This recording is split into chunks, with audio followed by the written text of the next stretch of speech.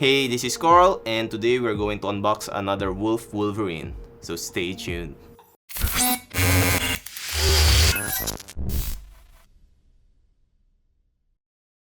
So as a thank you to the channel supporters and new supporters, I will be giving away these two statues.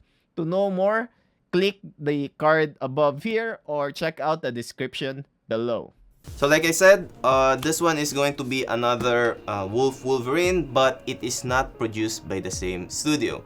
I'm not allowed to say which studio this brown Wolverine came from, but for this one, maybe I'm just not going to mention it as well. But it's definitely sculpted by different sculptors. The prototype was painted by different painters, but the factory they use is the same. So more or less the quality of the paint will be there like the brown Wolverine. So let's get started.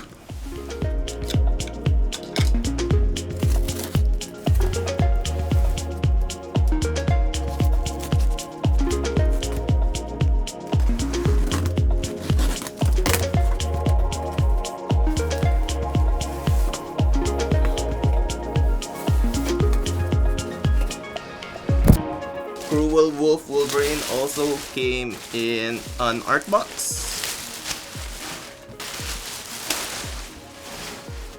So let's check out the box. It says the name Cruel Wolf here. There's a logo of Wolverine on the top right. And it says Cruel Wolf Quater Scale statue. And on the side, you get to see the logo a bit bigger. And at the back, you get to see one of its portraits. And yeah, and on the top it says Cruel Wolf 1/4 scale statue again. So let's start the unboxing on this one.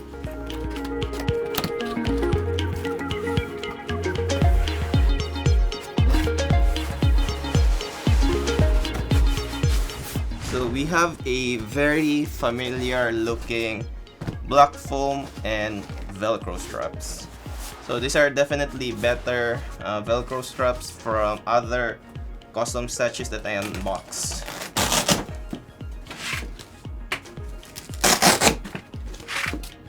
Okay. So like always, let's look for the base. Definitely not here. So the base is in the second layer. I really love it if statues have this cellophane thing. It makes it easier to pull out the stuff inside. Okay, so here we have the base. I think it's just a rock type of base with the ground here painted with brown. And as for the sticker, I got edition number 2 out of the edition size of 60. And here is the studio that produced this Wolverine, which is Sidekick. Okay, there's also a logo of the X-Men here, and it's not removable. Okay, so the only thing that's left inside the second layer is Wolverine's body, so might as well just get it now so we can assemble him immediately.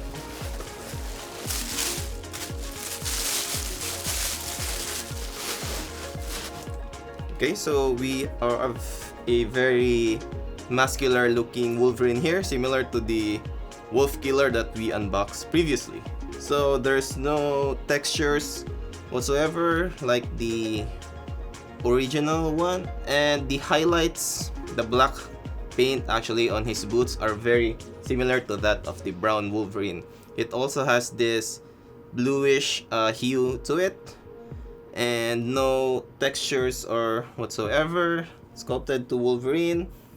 There's also no veins sculpted to him, unlike the brown one. And as for the belt, you can definitely see a lot of stitching as well as leather type textures, which is not visible in the brown Wolverine, which is a big plus for this one. So his left foot does have a key and peg, while the right one doesn't have any, but it does have some details there, which is nice. Okay, this one goes right to the base. Okay, there you go. So we are going to go back now to the first layer.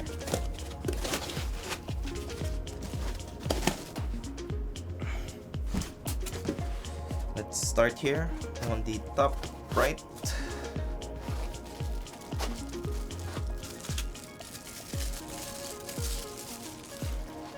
It seems to be like a wood or something.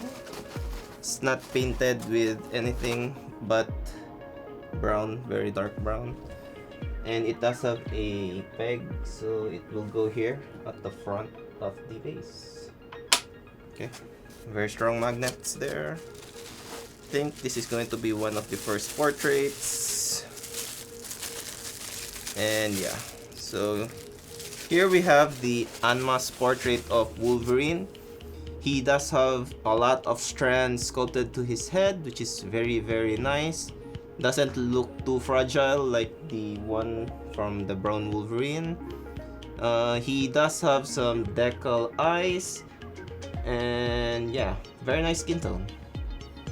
Nothing much to say actually, but pretty good. I like how they painted the hair with not just one color but a few browns there to highlight some of the details.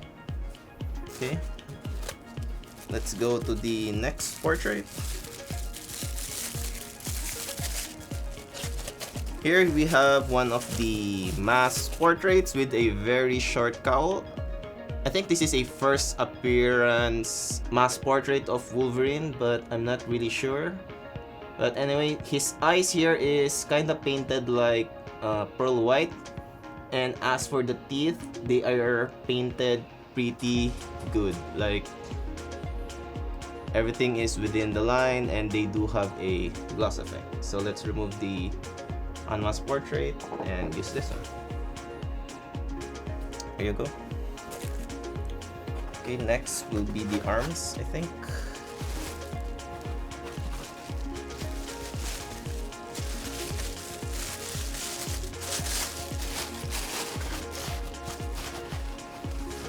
Here we have the right hand. It also does have metal claws, which are very pointy, so be very careful with that. The right gloves does have a lot of textures, which signifies that it's leather. And there are some stitching here on the edges, which is really cool. The brown Wolverine does not have these textures and details, so definitely a nice touch for this one. So we're going to the right hand now. I mean the left.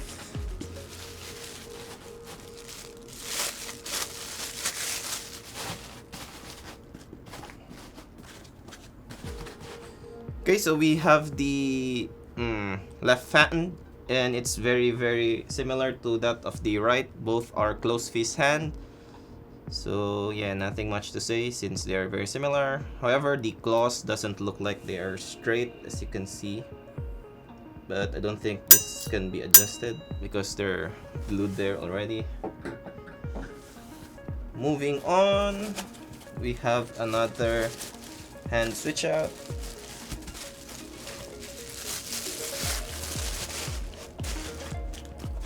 Okay, so we have a left hand switch out, which is not the closed fist hand and which is a semi-open hand, I guess. So yeah, the details and textures are very consistent, and there seem to be no molding issues here with his fingers, as well as the stitchings on the glove, which is really, really nice. So definitely well done by the factory. I think this was also produced by a very good factory. The only problem is that the wait time is quite long, so other customs commissioner doesn't usually use them. I think the wait time is usually 2 to 3 years. However, these two Wolverines only took a year or less to ship. So here we have one of the arms for Wolverine. This is the right arm of Wolverine. There is a shoulder pad here, which is heavily battle damage. It is painted a little bit metallic, which I really like.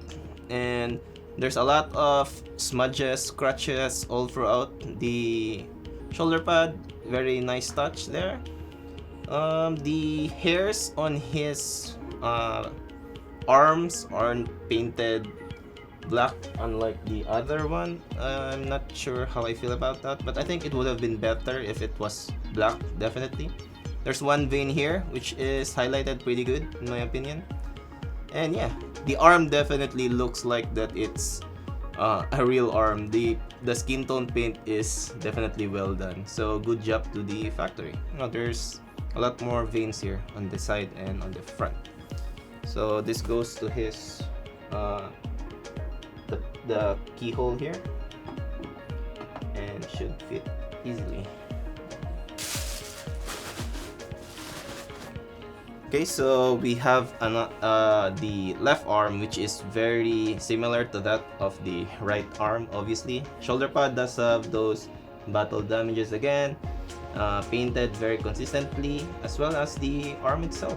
Yeah, it definitely looks pretty good, honestly. Looks very, very real. Okay, very good. And we have two more arms here. Okay, so we have another set of arms, this time without the shoulder pads. I don't know if you would like to display him without the shoulder pads, since I think this is very iconic or really part of Wolverine's costume.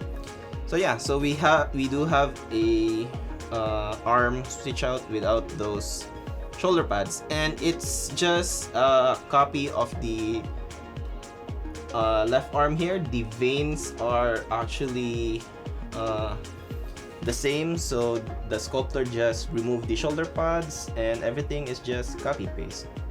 Okay, so let's install the hands here, and there you go.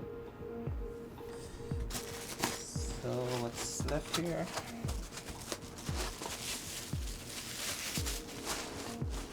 So we have one of those arm switch outs again, this time for the right side. Like I said, it's very similar to that of the ones with the shoulder pads, and yeah, paint is very consistent for both of them. And lastly is we have the last portrait.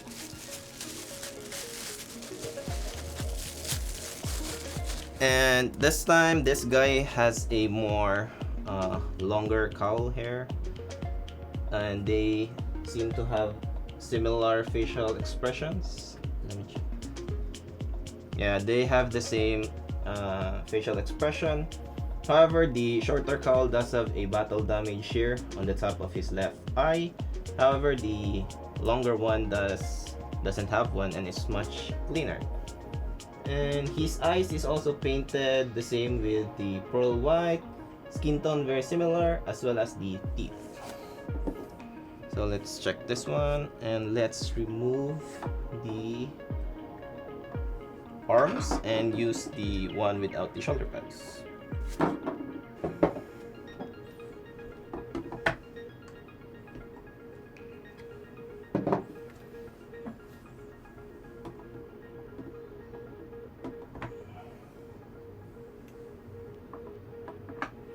And let's try the open hand switch up.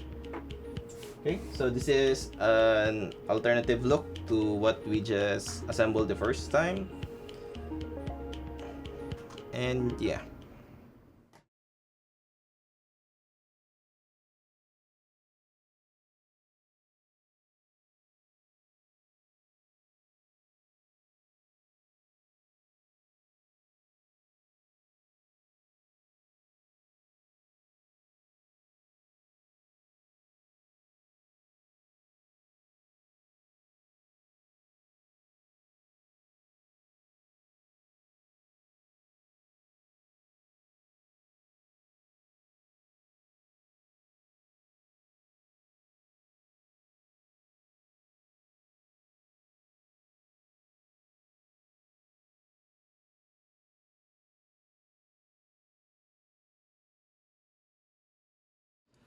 Okay, so let's do some quick measurements for this Cruel Wolf Wolverine. So the width of Wolverine is around 15 inches wide. And as for the depth, it's actually the claw is way more than the base. So let's count for that. The depth of the statue is around 12 inches deep. And as for the height, we're going to use this portrait since his cowl is the tallest point of the statue, which is around 13.5 inches. So to end the video, it's quite hard not to compare this Wolverine with the brown Wolverine that was sculpted by Eric Sosa. And I wanted to do a separate video for that. But for now, I would say this is a pretty good Wolverine to own, especially for its price, since the original Wolf Killer statue is going for around $2,500 now. Well, this guy retails at around 900 something US. So I think that is a pretty good price point for this Wolverine, since it's not also completely museum type with the base. To summarize things up, the paint up on this guy looks pretty good, although some of the paint up on Wolverine I don't like, but that's kinda subjective. As for the sculpt, it's definitely pretty good. The anatomy is also pretty good. So if you really like this Wolverine, then definitely go grab one. It's definitely worth the money. And yeah, so that's it for me. Like and subscribe. This is Carl, and see you in the next one.